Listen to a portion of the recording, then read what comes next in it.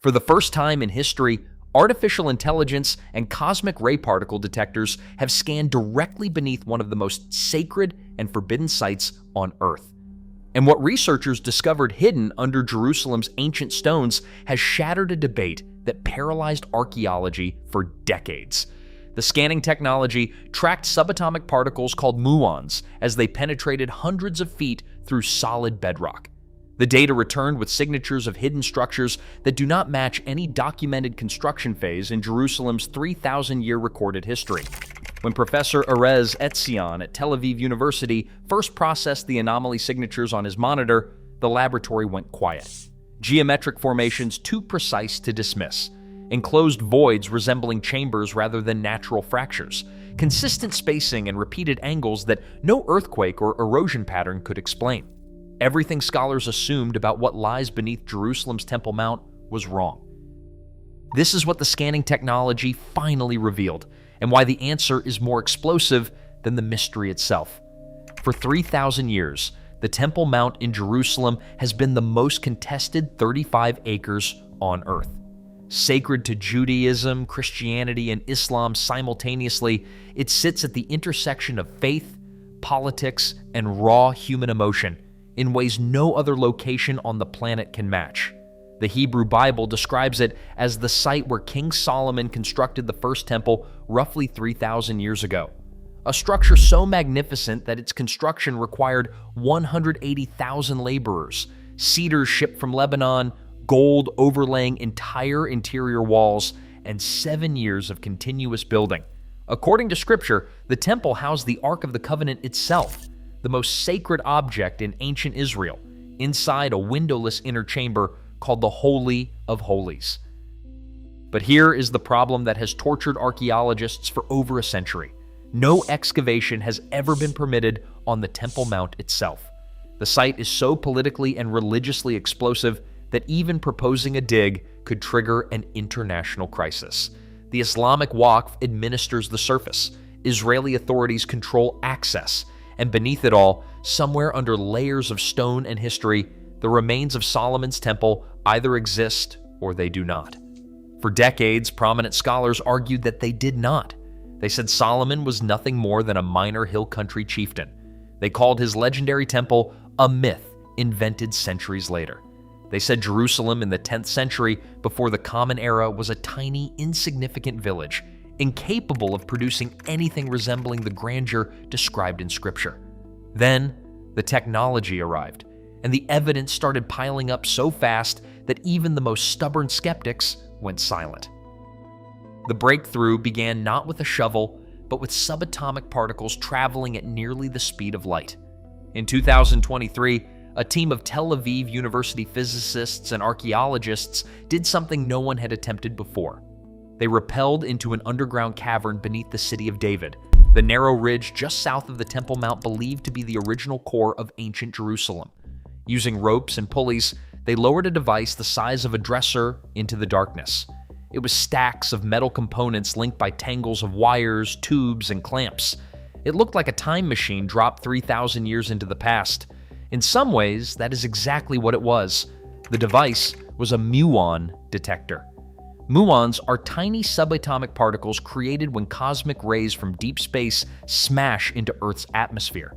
They rain down constantly, billions of them every second, penetrating everything in their path. Unlike electrons, which stop after just a few centimeters of soil, muons lose energy slowly. Some penetrate 100 meters of solid rock before finally stopping. Here is the key. If you place a detector underground and measure the muon flow from different angles, you can detect variations. When muons pass through solid stone, they slow down at a known rate. But when they pass through an empty cavity, a hidden chamber, a sealed tunnel, they arrive faster than expected. The difference reveals what human eyes cannot see. It is essentially an X-ray machine for the entire Earth beneath your feet. Professor Etzion had built muon detectors for the Atlas experiment at CERN's Large Hadron Collider in Switzerland. But installing detectors in a sterile laboratory with controlled temperature and perfect lighting is one thing. Rebuilding one in a dark, humid underground cavern in Jerusalem, surrounded by 3,000 years of layered history, with doctoral students rappelling down rock faces to deliver calibration equipment, was something else entirely. He described it as an extremely challenging task, working in conditions that were the opposite of everything a physicist is trained to expect. Far from clean laboratory conditions, the team essentially rebuilt precision particle physics equipment underground where it was dark, humid, and the nearest power source required cables snaking through ancient tunnels.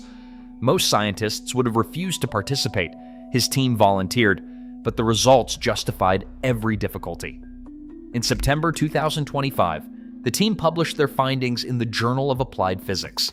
The Muon detector successfully mapped underground voids at the City of David archaeological site. The technology worked. For the first time, researchers demonstrated they could see through Jerusalem's bedrock without lifting a single stone. And one of those detectors was pointed directly toward the Temple Mount. Professor Etzion did not hide his ambitions. He stated publicly that it is their dream to scan underground in a search for tunnels that might lead to the Temple Mount. The Muon detectors could provide tools to search underground passively, without excavation, without political confrontation, without disturbing a single sacred stone. But here is where it gets extraordinary. The Muon scanning was only one layer of an entire technological revolution converging on Jerusalem simultaneously. Artificial intelligence algorithms were processing millions of data points from multiple scanning technologies, including ground-penetrating radar and advanced subsurface mapping. And artificial intelligence was finding things that human researchers had missed entirely. The pattern recognition systems flagged repeated angles and consistent spacing in subsurface formations. They identified enclosed voids that resembled deliberately constructed chambers, rather than natural geological fractures. Several formations ran parallel to known ancient foundations, while others cut directly across them at angles that suggested entirely separate and previously unknown construction phases. The AI does not interpret prophecy. It does not validate myth. It maps density, depth, and geometry without emotion. But the geometric proportions it identified were too precise to dismiss as coincidence. Researchers began reviewing historical records again, trying to match the underground signatures to known construction periods. Nothing aligned cleanly.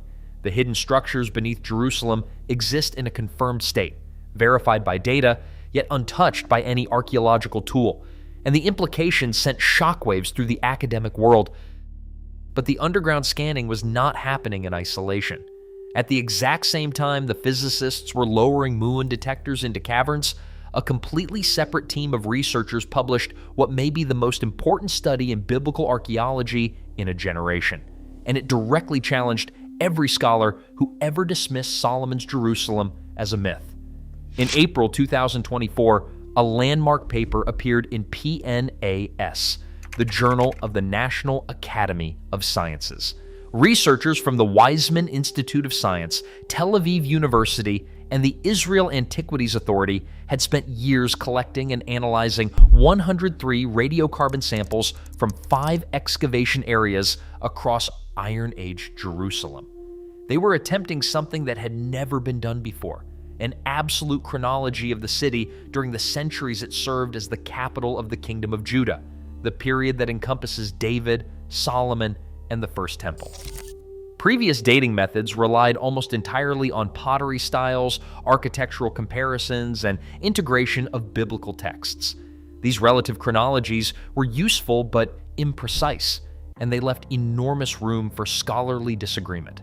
One archaeologist could look at the same wall and date it to Solomon's era. Another could argue it was built a century later. Both could present reasonable evidence, and neither could prove the other definitively wrong. The new study changed that equation entirely. The team used a revolutionary approach called microarchaeology. They did not simply collect random organic samples. They meticulously extracted seeds, olive pits, and other tiny organic remains from precisely documented stratigraphic layers, mapping exactly where each sample sat within the geological record. Then they subjected every sample to advanced radiocarbon dating at the Weizmann Institute's Dangor Research Accelerator mass spectrometer. But they faced a massive obstacle that had defeated previous attempts, a phenomenon called the Hallstatt Plateau. For roughly 300 years, From about 800 to 400 before the Common Era, the radiocarbon calibration curve goes essentially flat. Traditional carbon dating during this period produces dates so imprecise they are nearly useless. It is like trying to read a clock whose hands are stuck. The Israeli team solved this problem by developing an entirely new technique. They used ancient European tree rings to create a precise timeline of single-year dates, tracking fluctuations in atmospheric carbon-14 with unprecedented accuracy. Then they cross-referenced their Jerusalem samples against this refined timeline using a method called wiggle matching. The results achieved decadal resolution during a period where that was supposed to be impossible. Nearly 20% of all samples, 18 out of 103, dated to the early Iron Age, the 12th through 10th centuries before the Common Era, the time of David and Solomon. Professor Yuval Gadot of Tel Aviv University, one of the study's authors, described the implications carefully but unmistakably. He stated that if his assessment had to move in either direction, it now went more toward Jerusalem being a city than a village during this period. The data showed widespread occupation during the era that skeptics had dismissed as mythological. Magnificent buildings and residences were first constructed in the 9th and 8th centuries before the Common Era. The study revealed that Jerusalem's famous fortification wall, long attributed to King Hezekiah around 700 BCE, was actually built much earlier, during the reign of King Uzziah, exactly as the biblical book of 2 Chronicles describes. The Bible had been more accurate than the archaeologists. But radiocarbon dating from the surrounding city was one thing. Finding physical evidence directly on the Temple Mount itself was something entirely different. And that is exactly what happened, though the discovery was so politically sensitive that it took years before the findings were publicly presented. Between 2007 and the mid-2010s, the Israel Antiquities Authority conducted the first scientific excavations atop the Temple Mount since the British Mandate period. These were not grand archaeological digs.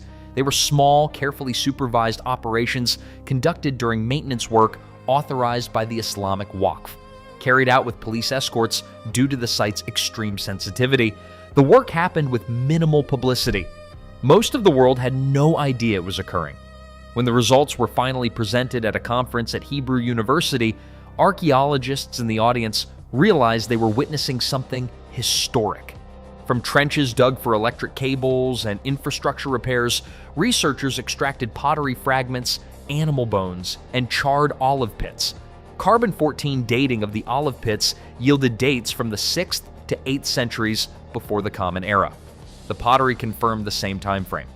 These were the first artifacts ever conclusively dated to the First Temple period found in situ in their original position directly atop the Temple Mount. Yuval Baruch, head of the Israel Antiquities Authority's Jerusalem region, described the significance with a single devastating sentence. As far as the biblical period is concerned, the Temple Mount had been a blank slate. Nobody knew anything from direct physical evidence. And now, for the first time, that blank slate had writing on it. But even these in situ discoveries were dwarfed by what a separate project had already been recovering for over a decade. And the story of how that evidence was saved is itself one of the most dramatic tales in modern archaeology. In 1999, the Islamic Waqf used bulldozers to excavate a massive pit in the southeastern area of the Temple Mount, creating an underground prayer hall in the area known as Solomon's Stables. 400 truckloads of earth were ripped from the sacred ground and dumped in the Kidron Valley like construction waste. No archaeological supervision, no documentation, no screening, no attempt whatsoever to preserve whatever those ancient layers contained. Imagine 400 dump trucks full of material from directly beneath one of the most important archaeological sites in human history, tipped over a hillside like rubble from a demolished parking garage. Archaeologists were horrified. Centuries of irreplaceable stratified history, potentially including material from Solomon's temple itself, had been churned up and discarded like garbage. It was one of the worst archaeological disasters in modern history. The response was the Temple Mount Sifting Project, launched to systematically sift through every grain of that dumped soil. And across 2 decades of painstaking work, the project recovered hundreds of thousands of artifacts spanning multiple periods of Jerusalem's history. The discoveries from the First Temple period were extraordinary. Artifacts date to the 10th and 9th centuries before the Common Era, the time of King Solomon and his immediate successors. A rare conical stone seal, an ancient arrowhead, pottery sherds that were exceedingly rare in Jerusalem. These artifacts directly contradicted the minimalist assertion that the Temple Mount was not annexed to Jerusalem during Solomon's era. They proved human activity on the Mount during precisely the period that skeptics said was impossible. The Sifting project also recovered a First Temple period bulla, a clay seal impression bearing ancient Hebrew writing that included the name Netanyahu ben Yaush, not the modern prime minister, but an ancient figure whose name appears in the biblical book of Jeremiah. The physical stamp of a man mentioned in Scripture recovered from the very ground where Solomon's temple was said to have stood. And then came the discovery that connected the biblical text to physical archaeology in a way no one had ever achieved before.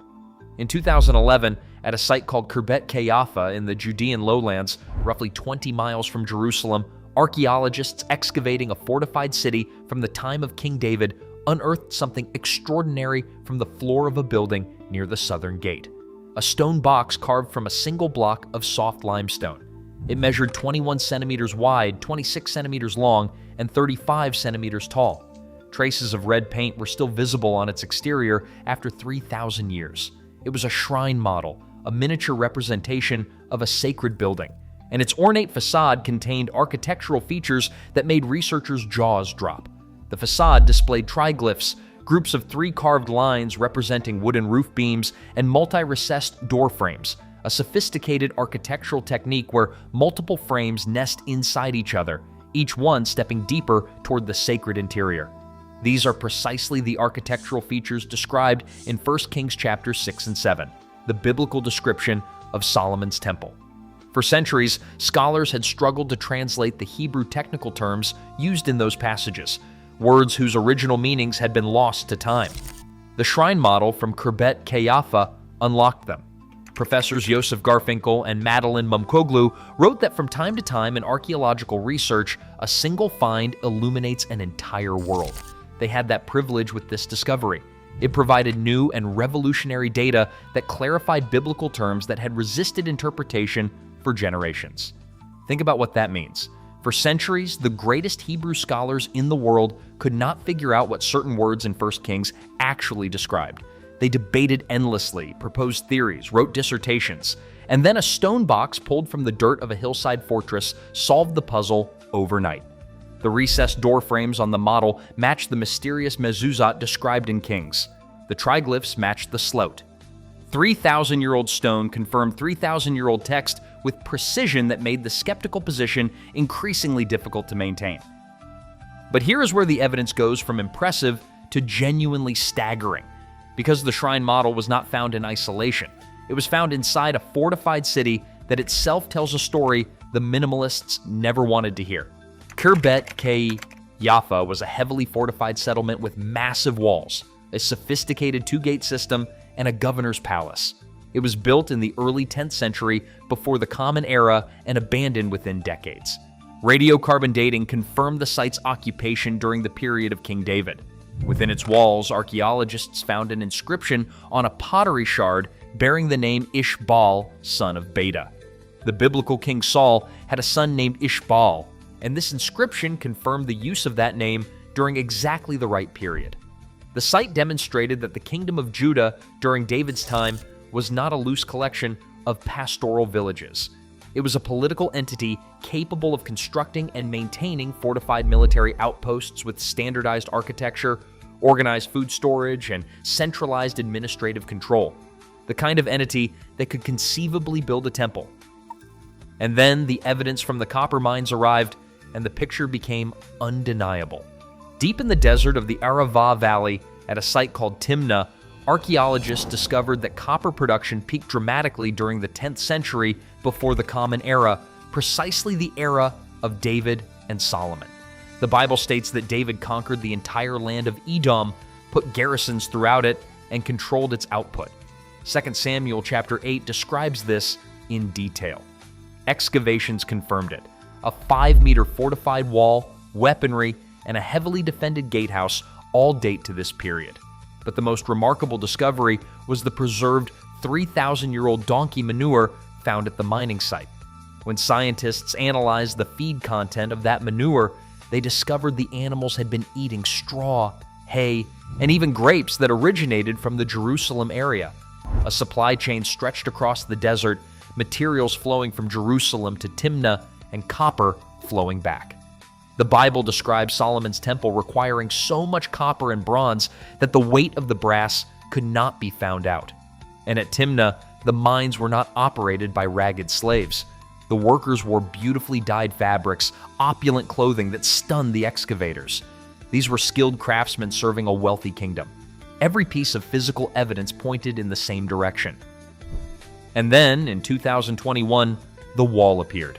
Archaeologist Filip Vukosavovich, directing excavations in the City of David National Park, uncovered a section of Jerusalem's ancient fortification wall dating to the First Temple period.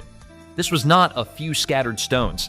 It was a substantial, intact section that connected two previously unearthed portions of the same wall, demonstrating that the entire eastern fortification had not been completely destroyed as the biblical account of the Babylonian conquest suggests. The second book of Kings states that the Babylonian forces tore down the walls of Jerusalem on every side. But Vukosavovich's discovery showed that sections survived. Nearby, his team found broken storage jars with rosette stamps on their handles, common in the Kingdom of Judah's final years. They unearthed a stone Babylonian seal featuring a figure flanked by symbols of the gods Nabu and Marduk, and they recovered a clay seal impression bearing the Judean name Tsafan, the physical wreckage of the Babylonian conquest surrounding a wall that survived it. Direct, tangible evidence of the kingdom described in Scripture. Joe Uziel, an archaeologist with the Israel Antiquities Authority, summarized the significance simply. The discussion about whether this fortification wall exists is essentially over. Archaeologists do love to argue, he noted, but the evidence is now continuous and undeniable. The wall protected the city through the reigns of multiple kings of Judah until the Babylonian conquest in 587 before the Common Era, and parts of it still stand. But perhaps the most astonishing recent discovery came not from ancient ruins, but from ancient water. In August 2025, researchers published findings in PNAS revealing that the Silo AM Dam, the massive structure that created Jerusalem's famous Pool of Siloam, was built between 805 and 795 before the Common Era. The dam's dimensions were staggering, roughly 40 feet high, over 26 feet wide, and at least 69 feet long, continuing beyond the limits of the excavation. To put that in perspective, this single dam wall was taller than a 3-story building, wider than a 2-lane road, and longer than the distance from home plate to first base on a baseball diamond. And it kept going beyond what they could excavate. The excavation directors called it the largest dam ever discovered in Israel and the earliest one ever found in Jerusalem. Using radiocarbon dating of microscopic straw and twig fragments embedded in the construction mortar, researchers achieved an extraordinary precision of approximately 10 years. The dam was built during the reigns of the biblical kings Joash or Amaziah. Climate data from Dead Sea drill cores and Sorek Cave stalagmite records showed that this period experienced harsh droughts punctuated by violent flash floods. Jerusalem's rulers had engineered a monumental response to environmental crisis nearly 3,000 years ago. This was not the work of a primitive village. This was centralized state engineering, a kingdom with the organizational capacity, technical knowledge, and labor force to reshape its landscape on a massive scale, the same kind of kingdom that could build a temple. Now step back and consider what all of this means when viewed together. Because individually, each discovery is significant. But collectively, they tell a story that fundamentally rewrites our understanding of ancient Jerusalem. Muon detectors and artificial intelligence have confirmed that hidden structures exist beneath Jerusalem that do not match any known construction period. Structures that have remained sealed and undocumented for millennia. The absolute chronology study proved that Jerusalem was a substantial urbanized city during the era of David and Solomon, not the insignificant village that skeptics insisted upon for decades. In situ artifacts from the Temple Mount confirmed First Temple period activity on the exact ground where Solomon's temple is said to have stood. The Sifting project recovered 10th century artifacts from Temple Mount soil, including inscribed seals bearing biblical names. The Khirbet Qeiyafa shrine model provided physical confirmation that the architectural style described in 1 Kings existed during exactly the right period, built by exactly the right culture. Fortified cities, copper supply chains, monumental water engineering, surviving walls, and Babylonian destruction layers all corroborated the biblical narrative with specific, datable, physical evidence. Each piece of evidence arrived independently. Different teams, different technologies, different excavation sites, different countries of origin for the researchers. None of them set out to prove the Bible right. Many of them belonged to academic traditions that had spent decades arguing it was largely fictional. The evidence forced them to change their conclusions, and that is what makes this convergence so powerful. This is not one team with one agenda cherry-picking data to support a predetermined conclusion. This is dozens of independent research groups using particle physics, radiometric chemistry, geological analysis, architectural archaeology, and artificial intelligence, all arriving at the same destination from completely different starting points. But the biggest revelation may still be underground, because the Muon scanning technology that proved itself at the City of David in 2025 is designed to do far more than map a single cavern. Professor Etzion and his colleagues are developing portable, affordable Muon detectors that can be deployed across multiple sites simultaneously. With an array of approximately 50 detectors positioned at different locations, the team believes they can triangulate data and build a complete three-dimensional map of Jerusalem's underground. Every tunnel, every chamber, every sealed void, every hidden passage. Mapped without excavation, mapped without political confrontation, mapped using particles that have been raining down from space for billions of years, finally harnessed by human technology. Professor Oded Lipschitz, director of Ancient Israel Studies at Tel Aviv University and one of the project's 4 coordinators, described the vision with barely contained excitement. They set out to develop a simple, low-cost method to produce a 3-dimensional map of what lies beneath the bedrock, using artificial intelligence as well, so that archaeologists can arrive at a site already knowing the underground layout and decide where to dig accordingly. The same technology that revealed a hidden corridor inside Egypt's Great Pyramid of Giza is now being aimed at the most sacred and contested ground in human history. And the AI processing those results does not care about politics. It does not care about religious sensitivities. It does not care about academic reputations or career-ending controversies. It maps what is there. Think carefully about what that means for the Temple Mount. For 3,000 years, the question of what lies beneath those 35 acres has been unanswerable. Not because the technology did not exist to find out, but because the political and religious consequences of looking were too dangerous. Wars have been fought over this ground. International crises have erupted over far less than an archaeological dig beneath the dome of the rock. The Temple Mount is administered by the Islamic Waqf. Israel controls access. Both Judaism and Islam consider the ground sacred. Christianity reveres it as the site of events described in the New Testament. Any physical disturbance of the site would be perceived as an act of aggression by someone. But moon tomography changes the equation entirely. The detectors sit underground in caverns and tunnels outside the Temple Mount's boundaries. The moons fall from the sky, pass through everything in their path, and arrive at the detectors carrying information about every void and structure they encountered along the way. No one touches the sacred ground. No one digs beneath the mosques. No one disturbs a single stone. The particles do the archaeology, and the artificial intelligence interprets the results. Archaeologists have long suspected that a vast network of tunnels, chambers, and passages exists beneath the Temple Mount. Ancient sources describe elaborate underground infrastructure. The Gihon Spring, Jerusalem's only perennial water source, sits at the base of the city of David Ridge, and historical records indicate that multiple tunnels were carved from the mount toward the spring to ensure water access during military sieges. Professor Yuval Godot noted that underground passages and tunnels were a cardinal component in Jerusalem's political life, and many of them remain completely unexplored. If the Muon array detects what researchers suspect is down there, the three-dimensional map could reveal the actual footprint of structures that have existed beneath the Temple Mount since the First Temple period.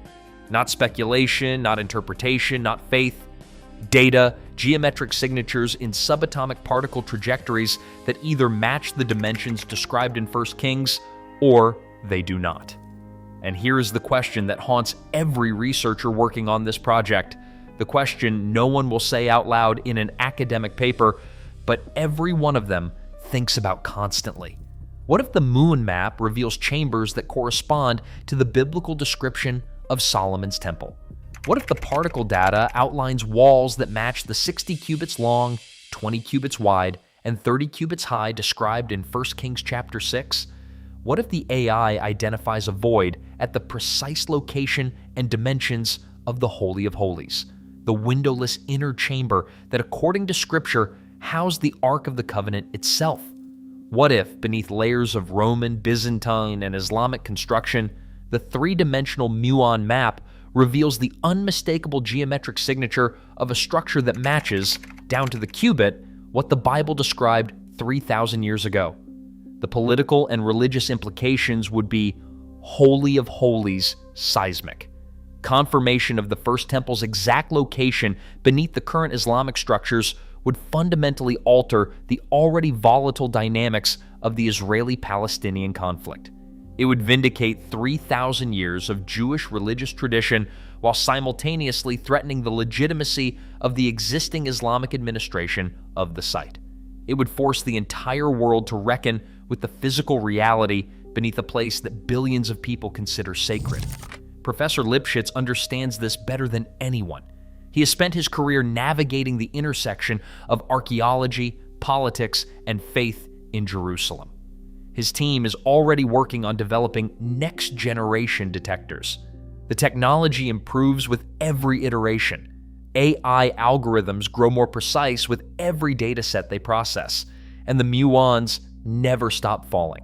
Every second of every day, cosmic ray particles are passing through the Temple Mount, carrying information about what is hidden below, waiting for someone to collect and decode that information. We spent centuries assuming these ancient people were primitive. The radiocarbon study proved their city was urban and sophisticated. The copper mines proved their supply chains spanned hundreds of miles. The water engineering proved their construction capabilities rivaled anything in the ancient world. The shrine model proved their architecture matched the biblical descriptions. The artifacts on the mount proved they were there, exactly when and where the Bible said they were. The Muon detectors are collecting data right now, the AI is processing patterns right now, and somewhere beneath 35 acres of the most contested ground on Earth, the remains of whatever Solomon's builders constructed 3,000 years ago are waiting. They have waited through the Babylonian conquest, through the Roman destruction, through the Crusades, the Ottoman Empire, the British Mandate, and every war fought over Jerusalem since. They have waited because no one could reach them without starting a conflict that might engulf the world.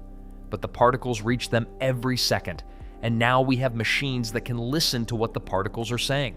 The stones waited 3,000 years. The technology to see through them finally exists. The same cosmic ray particles that have been falling on Jerusalem since before Solomon was born are now being collected, measured, and interpreted by machines that his builders could never have imagined. But here's the question that no amount of scanning can answer. If we finally confirm what lies beneath the Temple Mount, what happens next? Some secrets have survived because the world was not ready for them. Perhaps the ancient builders understood that better than anyone. Perhaps the most dangerous discovery is not what we find underground, but what the world decides to do with the knowledge once it can no longer be denied. The scanning continues. The AI keeps processing.